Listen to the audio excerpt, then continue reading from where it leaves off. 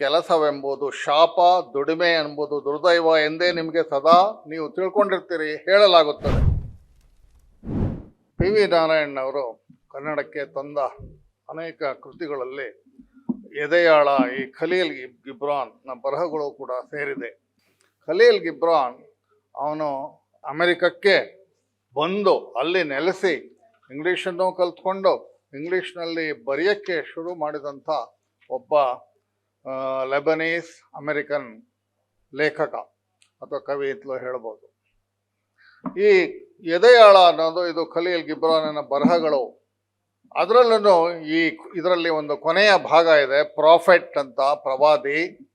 ಇದು ಎಷ್ಟು ಜನಪ್ರಿಯವಾಯಿತು ಅಂತಂದರೆ ಪ್ರಪಂಚದಾದ್ಯಂತ ಎಷ್ಟೊಂದು ಭಾಷೆಗಳಿಗೆ ಅದು ಅನುವಾದ ಆಯಿತು ಅಂತ, ನೂರಾರು ಭಾಷೆಗಳಿಗೆ ಅನುವಾದಗೊಂಡು ಸುಮಾರು ಈ ಪ್ರವಾದಿ ಅನ್ನೋ ಭಾಗವೇ 2 ಕೋಟಿಗೂ ಮೀರಿ ಪ್ರತಿಗಳು ಇದುವರೆಗೆ ಖರ್ಚಾಗಿದೆ ಅಂತ ಒಂದು ಅಂದಾಜಿದೆ.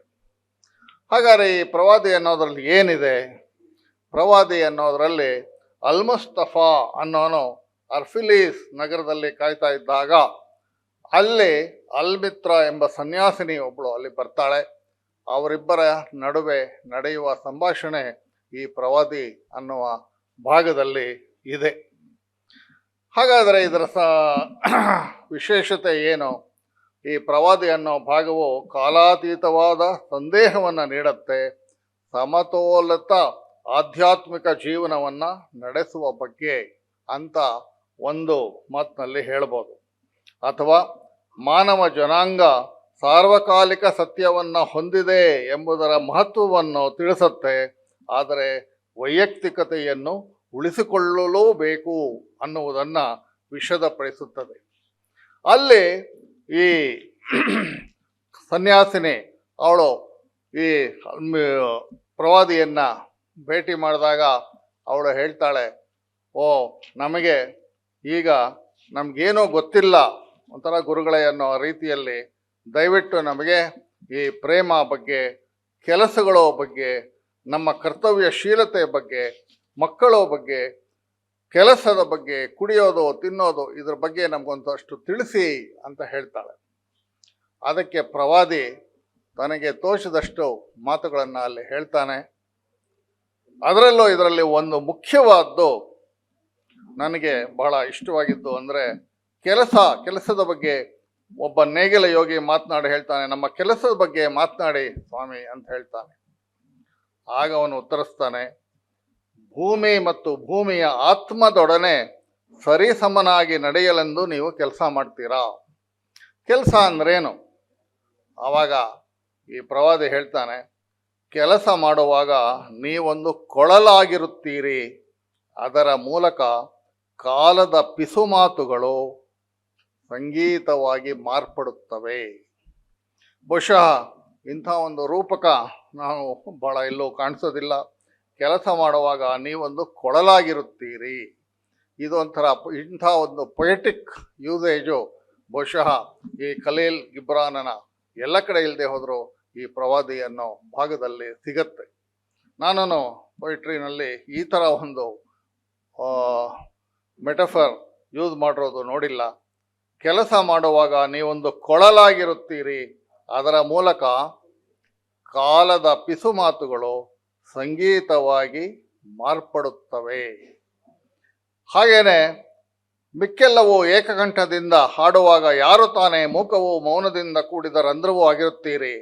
ಅದಕ್ಕೆ ಅವನು ಹೇಳ್ತಾನೆ, ಕೆಲಸವೆಂಬುದು ಶಾಪ, ದುಡಿಮೆ ಎಂಬುದು ದುರ್ದೈವ ಎಂದೇ ನಿಮಗೆ ಸದಾ ನೀವು ತಿಳ್ಕೊಂಡಿರ್ತೀರಿ, ಹೇಳಲಾಗುತ್ತದೆ. ಆದರೆ ನಾನು ಹೇಳುತ್ತೇನೆ, ನೀವು ಕೆಲಸ ಮಾಡುವಾಗ ಭೂಮಿಯ ಪರಿಪೂರ್ಣ ಕನಸೊಂದನ್ನು ನನಸು ಮಾಡುವುದರಲ್ಲಿ ಭಾಗಿಗಳಾಗಿರುತ್ತೀರಿ. ಆ ಕನಸು ಹುಟ್ಟಿದಾಗಲೇ ನಿಮಗೆ ಅದನ್ನು ವಹಿಸಿರಲಾಗುತ್ತದೆ. ಸೊ ಈ ಕಾರ್ಯ ತತ್ಪರತೆ ಅನ್ನೋದು, ಕೆಲಸ ಅನ್ನೋದು ಒಂದೊಂದು ಕಡೆ ಒಂದೊಂದು ಸಾಹಿತ್ಯದಲ್ಲೇ ಒಬ್ಬೊಬ್ಬರು ಒಂದೊಂದು ರೀತಿಯಲ್ಲಿ ಅದನ್ನು ವಿಶ್ಲೇಷಣೆ ಮಾಡೋದನ್ನು ನಾವು ಕೇಳಿದ್ದೀವಿ, ನೋಡಿದ್ದೀವಿ, ಓದಿರ್ತೀವಿ. ಆದರೆ ಈ ಖಲೀಲ್ ಗಿಬ್ರಾಹಿನ್ನ ಈ ಒಂದು ಅನ್ನಿಸಿಕೆ, ಕೆಲಸ ಮಾಡುವಾಗ ನೀವೊಂದು ಕೊಳಲಾಗಿರುತ್ತೀರಿ, ಅದರ ಮೂಲಕ ಕಾಲದ ಪಿಸುಮಾತುಗಳು ಸಂಗೀತವಾಗಿ ಮಾರ್ಪಡುತ್ತವೆ ಅನ್ನುವ ಮಾತು ಇಲ್ಲಿ ಬಹಳ ಅಪೀಲಿಂಗ್ ಆಗುತ್ತೆ. ಬದುಕನ್ನು ದುಡಿಮೆಯ ಮೂಲಕ ಪ್ರೀತಿಸುವುದೆಂದರೆ ಬದುಕಿನ ಆಳದ ರಹಸ್ಯಗಳೊಡನೆ ಆಪ್ತರಾಗಿರುತ್ತೀರಿ. ಅವರು ನಮ್ಮ ಬದುಕು ಅಂದರೆ ಕೆಲಸವೇ, ಕೆಲಸ ಮಾಡ್ತಾನೇ ಇರಬೇಕು. ಆ ಕೆಲಸದ ಮಹತ್ವವನ್ನ ಇಲ್ಲಿ ಬಹಳ ಆಪ್ತವಾಗಿ ಹೇಳಿರೋದು ಈ ಪ್ರವಾದಿ ಭಾಗದಲ್ಲಿ ಕಾಣಿಸುತ್ತೆ.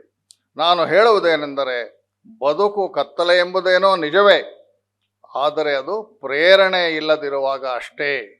ಹಾಗೇನೆ ಕೆಲಸ ಇಲ್ಲದಿರುವಾಗ ಎಲ್ಲ ಅರಿವು ವ್ಯರ್ಥವಾಗುತ್ತದೆ. ಕೆಲಸದ ಒಂದು ಮಹತ್ವ, ಕೆಲಸ ಮಾಡುವಾಗ ಇರಬೇಕಾದಂಥ ಒಂದು ತತ್ಪರತೆ ಹಾಗೂ ಅದರ ಬಗ್ಗೆ ಅರಿವು, ಅದನ್ನು ಕೂಡ ಇಲ್ಲಿ ಖಲೀಲ್ ಇಬ್ರಾಹಿಂ ಈ ಪ್ರಾಫೆಟ್ ಮೂಲಕ ಇಲ್ಲಿ ಹೇಳುವುದು ಬಹಳ ಚೆನ್ನಾಗಿ ನಮಗೆ ವಿಶದವಾಗಿ ಕಾಣಿಸೋದನ್ನು ಪಿ ವಿ ನಾರಾಯಣ್ ಇದನ್ನು ಕನ್ನಡಕ್ಕೆ ತಗೊಂಬಂದಿದ್ದಾರೆ. ನೀವು ಪ್ರೀತಿಯಿಂದ ಕೆಲಸ ಮಾಡುವಾಗ ನೀವು ನಿಮ್ಮನ್ನು ಬಿಗಿಗೊಳಿಸಿಕೊಳ್ಳುತ್ತೀರಿ, ಒಬ್ಬರೊಡನೊಬ್ಬರು ಆತ್ಮೀಯರಾಗುತ್ತೀರಿ, ಹಾಗೆಯೇ ದೇವರಿಗೂ ಕೂಡ.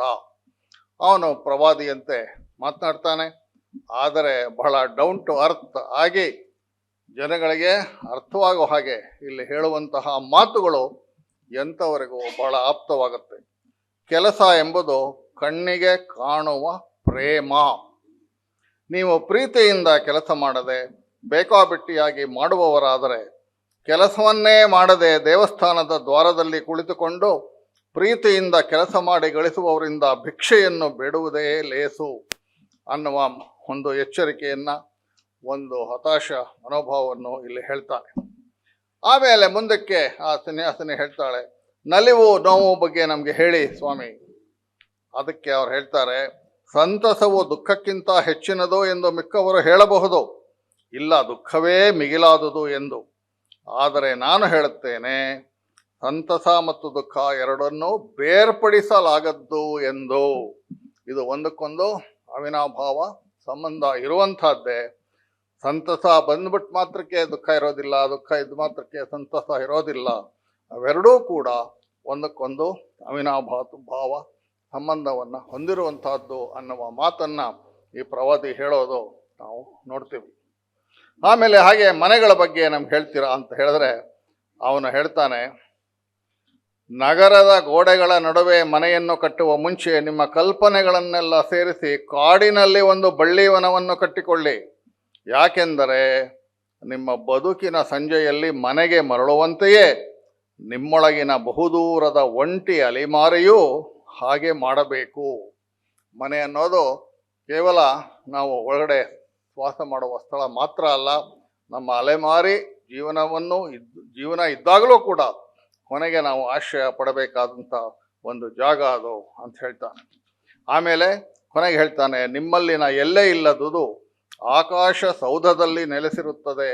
ಅದರ ಬಾಗಿಲೆಂದರೆ ಬೆಳಗಿನ ಮಂಜು, ಅದರ ಕಿಟಕಿಗಳೆಂದರೆ ರಾತ್ರಿಯ ಹಾಡುಗಳು ಮತ್ತು ಮೌನಗಳು. ಮನೆಗೆ ಹೋದ್ಮೇಲೆ ಸಾಕಪ್ಪ ಅಂತ ನಾವು ಹೇಳ್ಬೋದು, ಆದರೆ ಮನೆ ಅನ್ನೋದು ಏನು, ಆಕಾಶ ಸೌಧದಲ್ಲಿ ನೆಲೆಸಿರತಕ್ಕಂತಹ ಒಂದು ಸ್ಥಳ. ಅದರ ಬಾಗಿಲೆಂದರೆ ಬೆಳಗಿನ ಮಂಜು, ಅದರ ಕಿಟಕಿಗಳೆಂದರೆ ರಾತ್ರಿಯ ಹಾಡುಗಳು ಮತ್ತು ಮೌನಗಳು. ಹೀಗೆ ಇಲ್ಲಿ ಈ ಪ್ರವಾದಿ ಹೇಳುವಂತಹ ಮಾತುಗಳು ಕೇವಲ ಸಾಮಾನ್ಯರಿಗೆ ಮಾತ್ರವೇ ಅಲ್ಲ, ಎಂಥವ್ರಿಗೂ ಕೂಡ ಮನನ ಮಾಡಿಕೊಳ್ಳಬೇಕಾದಂಥ ವಿಷಯಗಳನ್ನು ಅವನು ಬಹಳ ಸಂಕ್ಷಿಪ್ತವಾಗಿ ಹೇಳುವುದನ್ನು ನಾವು ಇಲ್ಲಿ ನೋಡ್ತೀವಿ. ಭೂಮಿ ಕೊಳ್ಳುವುದು ಮಾರುವುದು ಅದೇನದು ಅಂತ ಕೇಳಿದ್ರೆ, ಭೂಮಿಯು ತನ್ನ ಫಲವನ್ನು ನಿಮಗೆ ನೀಡುತ್ತದೆ. ಹೀಗಾಗಿ ನಿಮ್ಮ ಕೈಗಳನ್ನು ಹೇಗೆ ತುಂಬಿಕೊಳ್ಳಬೇಕೆಂದು ತಿಳಿದರೆ ನೀವು ಬೇರೇನನ್ನೂ ಬಯಸಬೇಕಾಗಿಲ್ಲ. ಭೂಮಿಯ ಕೊಡುಗೆಗಳನ್ನು ವಿನಿಮಯ ಮಾಡಿಕೊಳ್ಳುವುದೇ ಸಾಕಾದಷ್ಟು ಎಂದು ತಿಳಿದು ನೀವು ತೃಪ್ತಿಕೊಳ್ಳಬೇಕು. ಸೊ ಎಲ್ಲವೂ ಭೂಮಿಯಿಂದ ನಮಗೆ ಬರುವಂತಹದ್ದು. ಭೂಮಿಯನ್ನು ನಾವು ಕೇವಲ ಬರೀ ಪೂಜೆ ಮಾಡೋದಲ್ಲ, ಭೂಮಿಯಿಂದಲೇ ನಾವು ನಮ್ಮಿಂದಲೇ ಭೂಮಿ ಅನ್ನುವ ರೀತಿಯಲ್ಲಿ ಎಲ್ಲವನ್ನೂ ನಾವು ಭೂಮಿಯಿಂದಲೇ ಪಡೆಯೋದು ಇರುವಾಗ ಎಲ್ಲವೂ ಅದಕ್ಕೆ ಅರ್ಪಿತ ಅನ್ನುವ ರೀತಿಯಲ್ಲಿ ನಾವು ಇರಬೇಕಾಗತ್ತೆ.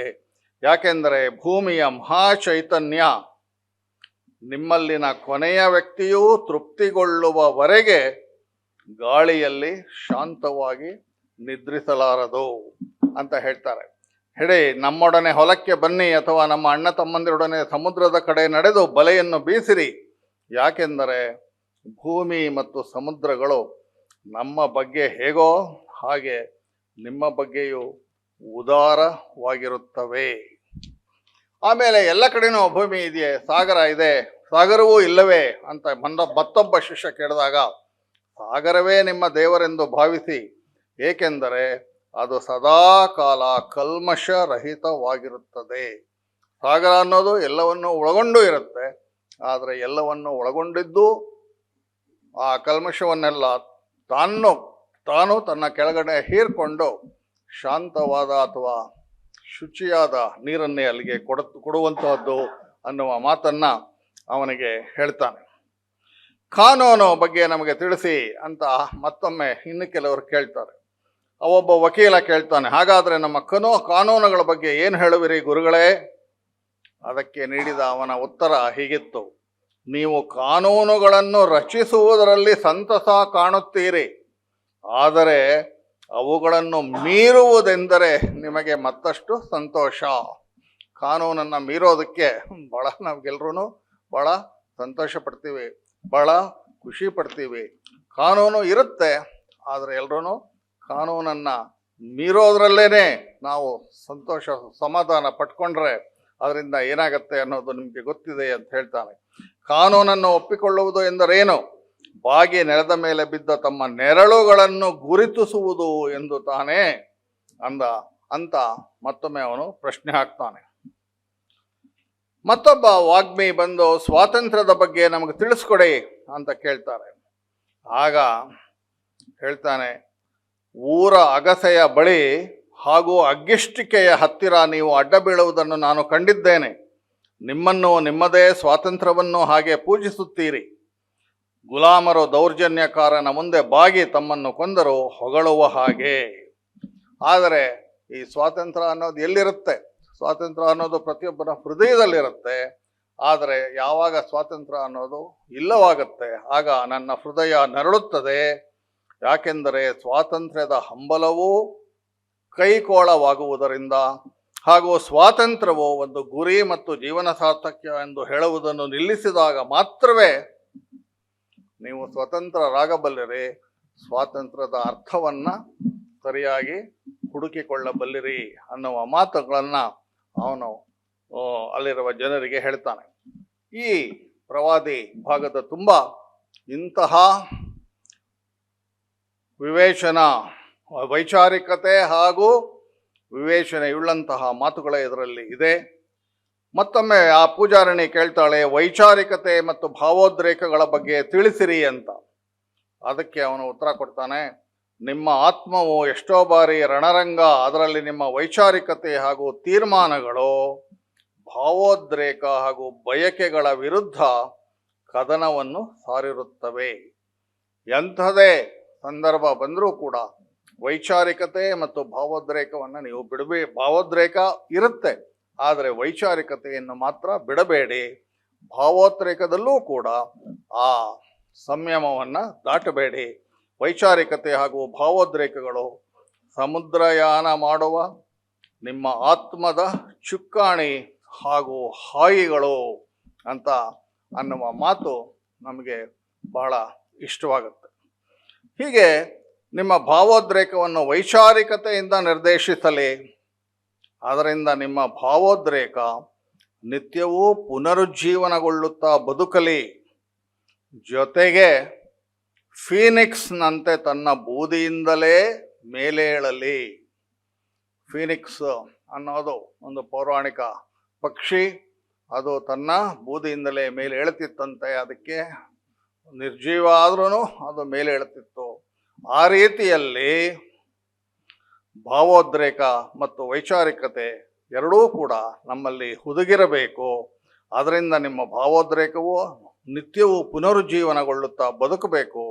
ಜೊತೆಗೆ ಫೀನಿಕ್ಸ್ನಂತೆ ತನ್ನ ಬೂದಿಯಿಂದಲೇ ಅದು ಮೇಲೇಳಲಿ ಅನ್ನುವ ಒಂದು ಆಶಾಭಾವನೆಯನ್ನು ಈ ಅರಿಯದ ಜನಗಳಿಗೆ ಹೇಳುತ್ತಾ, ಹಾಗಂತ ಅವನು ಬರೀ ಬುದ್ಧಿವಾದ ಹೇಳೋದಿಲ್ಲ, ವೈಚಾರಿಕತೆಯನ್ನು ಹೇಗೆ ತಲುಪಬೇಕು, ವೈಚಾರಿಕತೆಯನ್ನು ಮೀರಿ ನಡೆದಾಗ ಹೇಗೆ ಮನುಷ್ಯನಿಗೆ ನಿಮ್ಮಂಥವ್ರಿಗೆ ಅವನು ಹೇಳ್ತಾನೆ, ನಿಮ್ಮಂಥವ್ರಿಗೆ ಹೇಗೆ ದಾರಿ ಕಾಣದಾಗತ್ತೆ ಅನ್ನುವ ಮಾತುಗಳನ್ನು ಹೇಳ್ತಾನೆ.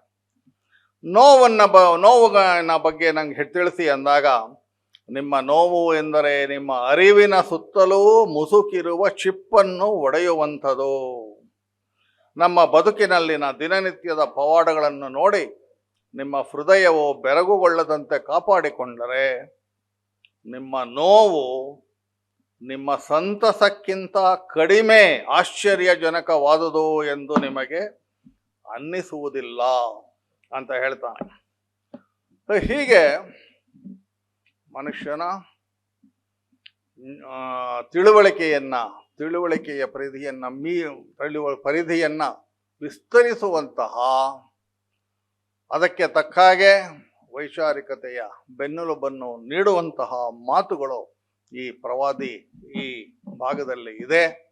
ಅದರಲ್ಲಿ ಹಾಗಾಗಿರೋದ್ರಿಂದನೇ ಗಿಬ್ರಾನನ ಬರಹಗಳಿಗೆ, ಅದರಲ್ಲೂ ಈ ಭಾಗ ಪ್ರವಾದಿ ಅನ್ನೋದಕ್ಕೆ ಹೆಚ್ಚಿನ ಬೆಲೆ ಇದೆ. ಇದು ವಿಶ್ವಾದ್ಯಂತ ನೂರಾರು ಭಾಷೆಗಳಿಗೆ ತರ್ಜುಮೆನೂ ಕೂಡ ಆಗಿದೆ. ಅದಕ್ಕೇನೆ ಒಮ್ಮೆ ಚಾಟಿ ಏಟನ್ನು ಕೊಡ್ತಾನೆ. ನಾನು ಸತ್ಯವನ್ನು ಕಂಡುಕೊಂಡಿದ್ದೇನೆ ಎಂದು ಎಂದೂ ಹೇಳಬೇಡಿರಿ, ಆದರೆ ನಾನು ಸತ್ಯ ಒಂದನ್ನು ಕಂಡೆ ಎಂದು ಹೇಳಿರಿ. ನಾನು ಆತ್ಮದ ಹಾದಿಯನ್ನು ಕಂಡುಕೊಂಡಿದ್ದೇನೆ ಎಂದು ಹೇಳಬೇಡಿ, ಅದರ ಬದಲು ಆತ್ಮವು ನನ್ನ ದಾರಿಯಲ್ಲಿ ನಡೆಯುವುದನ್ನು ಕಂಡೆ ಎಂದು ಹೇಳಿರಿ ಅಂತ ಹೇಳ್ತಾನೆ. ಯಾಕೆಂದರೆ ಆತ್ಮಗಳು ಹಾದಿಗುಂಟ ನಡೆಯುತ್ತವೆ. ಹೀಗೆ ಕೇವಲ ಥಾಟ್ ಪ್ರೊವೋಕಿಂಗ್ ಅಷ್ಟೇ ಅಲ್ಲ, ಇದು ವಿಚಾರ ಪ್ರಚೋದಕಕ್ಕಿಂತ ಹೆಚ್ಚಾಗಿ ತನ್ನತನವನ್ನು ಕಂಡುಕೊಳ್ಳುವಂತಹ, ಆ ಮೂಲಕ ಜೀವನದಲ್ಲಿ ತಾನು ಯಾವುದಾದರೂ ಒಂದು ನಿರ್ದಿಷ್ಟವಾದ ಗುರಿಯ ಕಡೆಗೆ ಸಾರ್ಥಕತೆಯನ್ನು ಪಡೆಯುವಂತಹ ಕೆಲಸ ಮಾಡಲು ಪ್ರಚೋದಕವಾಗುವ ಹಾಗೆ ಈ ಪ್ರವಾದಿ ಇಲ್ಲಿ ಹೇಳುವ ಮಾತುಗಳಿಂದಾಗಿ ಈ ಒಟ್ಟಿನಲ್ಲಿ ಎದೆಯಾಳ ಅನ್ನೋದು, ಅದರಲ್ಲೂ ಈ ಪ್ರವಾದಿ ಅನ್ನೋ ಭಾಗವು ಸೇರಿದಂತೆ ಇದು ಬಹಳ ಅಪೀಲಿಂಗ್ ಆಗಿದೆ. ಬಹಳ ಸಾಮಾನ್ಯ ಓದುಗರಿಗೂ ಕೂಡ ಬಹಳ ಹೊಸ ಒಂದು ದಾರಿಯನ್ನು, ಹೊಸ ಒಂದು ದಿಕ್ಕನ್ನು ತೋರಿಸುವಂತಹ ವಿಷಯಗಳನ್ನು ಇದು ಒಳಗೊಂಡಿರೋದನ್ನು, ಇಂತಹ ಖಲೀಲ್ ಗಿಬ್ರಾಹಿನ್ನ ಬರಹಗಳನ್ನು ಪಿ ವಿ ನಾರಾಯಣ ಅವರು ತಗೊಂಬಂದು ಕನ್ನಡಕ್ಕೆ ತಂದು ಬಹಳ ಒಳ್ಳೆ ಕೆಲಸ ಮಾಡಿದ್ದಾರೆ. ಅದರಲ್ಲಿ ಮತ್ತೆ ಕಾಲ ಅನ್ನೋದಿದೆ. ಖಗೋಳ ವಿಜ್ಞಾನಿಯೊಬ್ಬ ಹೀಗೆ ಕೇಳಿದ, ಗುರುಗಳೇ ಕಾಲ ಎಂದರೇನು? ಅದಕ್ಕೆ ಅವನ ಉತ್ತರ, ಅಳತೆ ಇಲ್ಲದ ಮತ್ತು ಅಳೆಯಲಾರದ ಕಾಲವನ್ನು ನೀವು ಅಳೆಯುತ್ತೀರಿ. ಕಾಲದ ಬಗ್ಗೆ ನೀವೊಂದು ನದಿಯನ್ನೇ ನಿರ್ಮಿಸಬಲ್ಲಿರಿ, ಅದರ ದಡದಲ್ಲಿ ಕುಳಿತು ಹರಿವನ್ನು ಗಮನಿಸುತ್ತೀರಿ. ಇಷ್ಟಾದರೂ ನಿಮ್ಮಲ್ಲಿನ ಕಾಲಾತೀತಕ್ಕೆ, ಬದುಕಿನ ಕಾಲವಿಹೀನತೆಯ ಬಗ್ಗೆ ಅರಿವಿರುತ್ತದೆ. ಅದಕ್ಕೆ ಮುಂದುವರೆದು ಹೇಳ್ತಾರೆ, ಕಾಲವೂ ಕೂಡ ಪ್ರೀತಿಯ ಹಾಗೇನೆ ಅಖಂಡವಾದದ್ದು ಹಾಗೂ ಗತಿರಹಿತವಾದದ್ದು. ಈ ಥರದ ಮಾತುಗಳು ಕೇವಲ ಇದು ಬುದ್ಧಿವಾದ ಅಲ್ಲ, ಇದು ವಿಶ್ಲೇಷಣಾತ್ಮಕ ಇಂತಹ ವಿಚಾರಗಳು ತುಂಬಿರೋದ್ರಿಂದ ಈ ಪ್ರವಾದಿ ಅನ್ನೋ ಭಾಗ ಬಹಳ ವಿಶ್ವಾದ್ಯಂತ ಬಹಳ ಜನಿತವಾಗಿದೆ. ಇದನ್ನೆಲ್ಲ ಒಳಗೊಂಡಂತೆ ಖಲೀಲ್ ಗಿಬ್ರಾನನ ಬರಹಗಳನ್ನು ತಂದು ಕನ್ನಡಕ್ಕೆ ತಂದು ಪಿ ವಿ ನಾರಾಯಣರವರು ಬಹಳ ಒಳ್ಳೆಯ ಕೆಲಸ ಮಾಡಿದ್ದಾರೆ. ಪಿ ವಿ ನಾರಾಯಣರೇ ಹಾಗೆ ಅವರೇ ಆವಿಡ್ ರೀಡರ್ ಆಗಿದ್ದರು. ತಾವು ಓದೋದೆಲ್ಲವೂ ಕನ್ನಡದಲ್ಲೂ ದೊರಕಬೇಕು ಅನ್ನೋ ಒಂದು ಮಹೋನ್ನತವಾದ ಉದ್ದೇಶವನ್ನು ಇಟ್ಕೊಂಡೇ ಅವರು ಕೆಲಸ ಮಾಡಿದ್ರು. ಅದೇ ಆ ಥರ ಕೆಲವು ಪುಸ್ತಕಗಳು ಅವರು ಓದಿದ್ರು, ಆದರೆ ಇದು ಕನ್ನಡದಲ್ಲೂ ದೊರಕಿದ್ರೆ ಕೆಲವರಿಗಾರು ಅದೊಂದು ಲಾಭ ಆಗ್ಬೋದು ಅನ್ನುವ ಒಂದು ಮಹೋದ್ದೇಶ ಅವರಲ್ಲಿತ್ತು ಅನ್ನೋದು ಇವಾಗ ತಾನೇ ರಾಮಕೃಷ್ಣ ಅವರು ಹೇಳಿದ ಮಾತುಗಳಿಂದ ನಮಗೆ ಸ್ಪಷ್ಟವಾಗುತ್ತೆ. ಹೀಗೆ ಈ ದಿಕ್ಕಿನಲ್ಲೇ ಮುಂದುವರೆದು ಈ ಖಲೀಲ್ ಗಿಬ್ರಾನನ ಬರಹಗಳನ್ನು ಕನ್ನಡಕ್ಕೆ ತಂದು ಬಹಳ ಒಳ್ಳೆಯ ಕೆಲಸ ಮಾಡಿರುವ ಪಿ ವಿ ನಾರಾಯಣ್ ಅವರಿಗೆ ನಾವೆಷ್ಟೇ ಆಭಾರಿಯಾಗಿದ್ದರೂ ಸಾಲದು ಅಂತ ಹೇಳಿ ಈ ನನ್ನ ಒಂದು ಎರಡು ಮಾತುಗಳನ್ನು ಹೇಳೋದಕ್ಕೆ ಅನುವು ಮಾಡಿಕೊಟ್ಟಂತಹ ಲಕ್ಷ್ಮೀನಾರಾಯಣರವರಿಗೂ ಹಾಗೂ ಈ ನಾರಾಯಣರವರ ಇದೊಂಥರ ಹುಟ್ಟುಹಬ್ಬದ ಸಮಾರಂಭ ಜೊತೆಗೆ ಪುಸ್ತಕ ಬಿಡುಗಡೆಯ ಸಮಾರಂಭದಲ್ಲೂ ಭಾಗವಹಿಸೋದಕ್ಕೆ ಅನುವು ಮಾಡಿಕೊಟ್ಟಿದ್ದಕ್ಕೆ ಅವರಿಗೆ ವಂದನೆಗಳನ್ನು ಸಲ್ಲಿಸಿ ನನ್ನ ಎರಡು ಮಾತುಗಳನ್ನು